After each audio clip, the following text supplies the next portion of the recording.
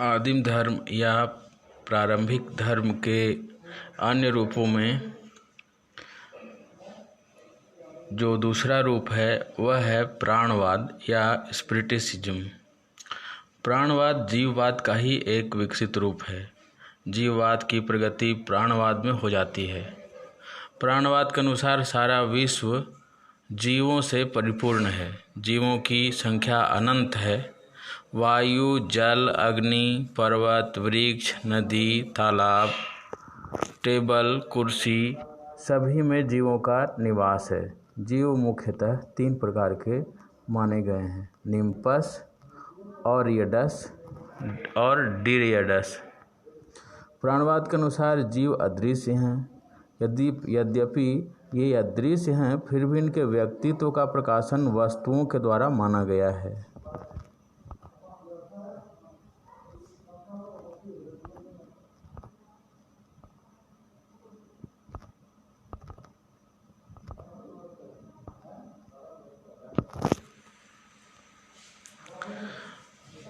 वस्तुतः प्राणवाद धर्म की एक ऐसी अवस्था है जो सार्वभौम कही जा सकती है। प्रत्येक देश के धर्म के इतिहास में प्राणवाद नामक अवस्था का संकेत मिलता है। यह धर्म आज भी मुख्यतः दक्षिण अफ्रीका, ऑस्ट्रेलिया तथा फ्यूजियंस के बीच प्रचलित है। उल्लेखनीय है कि प्राणवाद में भिन्न भिन्न कोटि के जीवों को माना गया है। कुछ जीव नेक स्वभाव वाले हैं तथा कुछ दुष्ट स्वभाव वाले हैं। आदिम मनुष्य ने रोग की व्याख्या के लिए दुष्ट स्वभाव के जीवों का सहारा लिया है। यदि कोई व्यक्ति रोग से ग्रसित होता था तो उसका कारण दुष्ट प्रकृति के जीवों का शरीर में समावेश होना कहा जाता था। रोग से मुक्त होने का अर्थ जीवात्मा का शरीर से पृथक्करण समझा जाता था। प्राणवाद जीववाद से थोड़ा अलग है। जीववाद में आत्मा वस्तुओं के साथ बंध जाती है ऐसा माना जाता है, परंतु प्राणवाद में आत्मा वस्तुओं में अपना संबंध विच्छेद करने की क्षमता रखती है। जीववाद के अनुसार आत्मा और वस्तुओं के बीच अवियोज्य संबंध है, परंतु प्राणवाद के अनुसार आत्मा और वस्तुओं के बीच वियोज्य संबंध माना गया है। प्राणवाद में आत्मा की स्वतंत्र सत्ता मानी गई है, परंतु जीववाद में आत्मा वस्तुओं पर आश्रित है। इसलिए प्राणवाद का अर्थ आध्यात्मिक जीवों की आराधना कहा जाता है, जो वस्तुओं अथवा शरीरों से नित्य रूप से संबंधित नहीं है।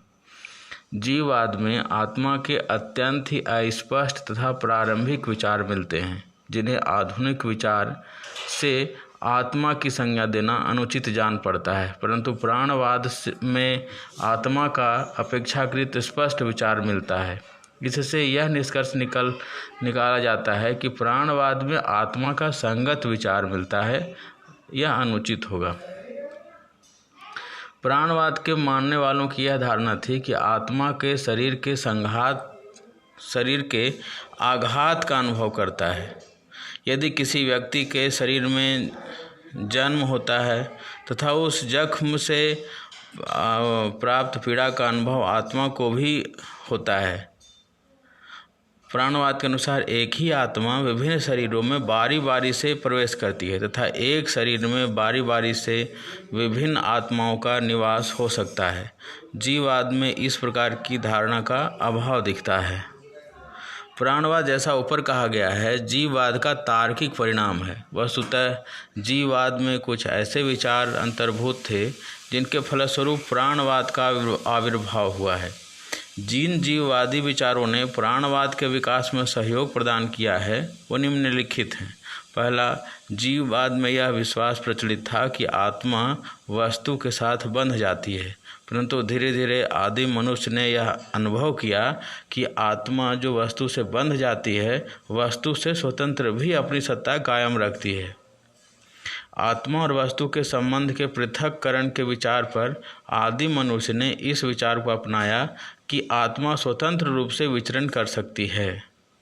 आदिम मनुष्य अपनी स्वप्न अनुभूति के आधार पर भी जीव की स्वतंत्र सत्ता में विश्वास कर सकते थे। आदिम मनुष्य को भ्रमात्मक अनुभव का विचार नहीं था। स्वप्न उनके लिए वास्तविकता का प्रतीक था।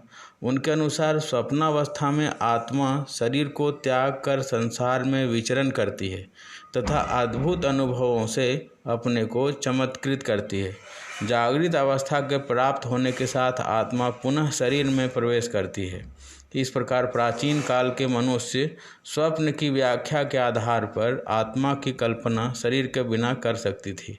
उनके स्वप्न विचार आत्मा का शरीर पर निर्भर होना सिद्ध नहीं कर सकते। प्राचीन काल के लोग सपनों में अपने पूर्वजों तथा अनुपस्थित मित्रों को देखकर यह निर्णय करते थे कि आत्मा के लिए शरीर आवश्यक नहीं है। आत्मा अपने शरीर को त्याग कर भी यत्र तत्र भ्रमण कर सकती है। स्वप्न में अनुपस्थित पूर्वजों को देखकर उन्होंने यह विश्वास किया कि आत्मा स्वच्छंदता पूर्वक विचरण कर सकती है। आदिम मनुष्य जल में अपना प्रतिबिंब देखकर समझते थे कि मेरे पास एक द्वितीय आत्मा का निवास है। इस प्रकार प्रतिबिंब भी उनके लिए आत्मा का प्रतीक था। फिर मनुष्य जब पगडंडी पर चलता है तो उसके साथ उसकी छाया भी चलती है।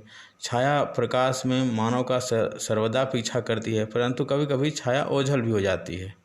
सूर्य के प्रकाश में मानव प्रातः काल से संध्या तक छाया को पाता है, परंतु सूर्यास्त के साथ साथ छाया विलीन हो जाती है। छाया आदिम मनुष्य के लिए आत्मा का प्रतीक था। छाया के फलस्वरूप को देखकर आदिम मनुष्य को यह धारणा बन गई थी कि आत्मा स्वच्छंदता पूर्वक विचरण कर सकती है। आत्मा शरीर को त्याग भी सकती है। इस प्रकार प्राणवाद का जन्म हुआ, जिसमें यह माना गया कि आत्मा और शरीर में अवियोज्य संबंध नहीं है। यद्यपि आत्मा शरीर के द्वारा अपने को प्रकाशित करती है, फिर भी शरीर के साथ उसका नित्य संबंध नहीं है। अतः जीववाद से प्राणवाद का विकास होता है। इस संदर्भ में गैलवे महोदय का यह विचार उचित जान पड़ता है कि spiritism marks an advance on mere animism and implies a development of the idea of soul. अब प्राणवाद की महत्ता को अगर देखा जाए तो प्राणवाद का धर्म के इतिहास में महत्वपूर्ण स्थान है। प्राणवाद में धर्म दर्शन की अनेक धारणाओं का जन्म हुआ। शरीर और मन के बीच भेद का ज्ञान प्राणवाद की देन है। क्योंकि प्राणवाद में आत्मा का शरीर से पृथक्करण संभव माना गया है, इसलिए शरीर से भिन्न आत्मा अर्थात मन का अस्तित्व मानना आवश्यक है।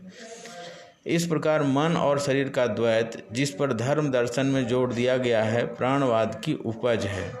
प्राणवाद की दूसरी महत्ता यह है कि इससे अमरता की भावना का विकास होता है। प्राणवाद में आत्मा का प्रकाशन शरीर के द्वारा माना गया है। यद्यपि आत्मा का प्रकाशन शरीर के माध्यम से होता था, फिर भी आत्मा को शरीर से स्वतंत्र माना जाता था।